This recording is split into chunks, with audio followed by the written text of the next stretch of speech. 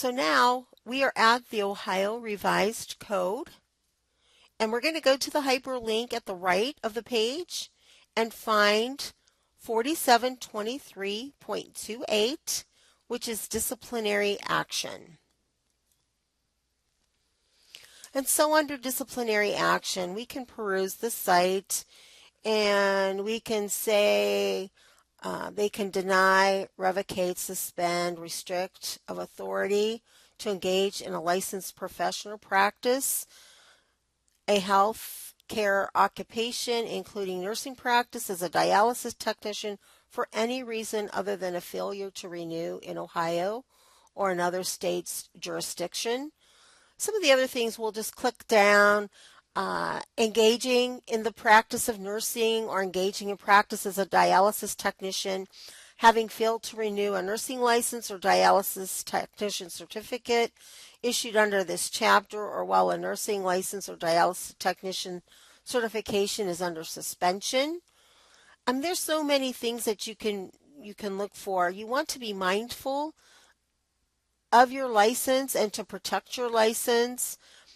Impairment of the ability to practice according to acceptable and prevailing standards of safe nursing care, safe dialysis care, because of the use of drugs, alcohol, or other chemical substances. You want to look down, we'll scroll down a little bit, failure to use universal and standard precautions established by rules adopted under the section of 4723.07 of the Revised Code. So we can go there and we can see about universal precautions, because hand washing, as we know, is very important. And it says here that universal and standard precautions that shall be used by each license or certificate holder. The rules shall define and establish requirements for universal and standard precautions that include the following: appropriate use of hand washing, disinfection and sterilization of equipment, handling and disposal of needles and other sharp instruments, wearing and disposal of gloves and other protective garments and devices. Other things we can look at, you can really just peruse the site and see what else you want to see. So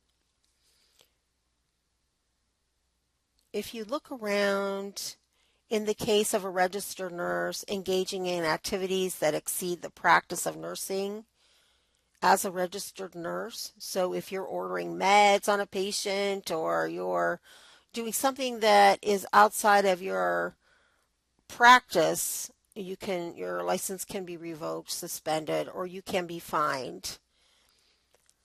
How about aiding and abetting a person in that person's practice of nursing without a license, or practice as a dialysis technician without a certificate issued under this chapter?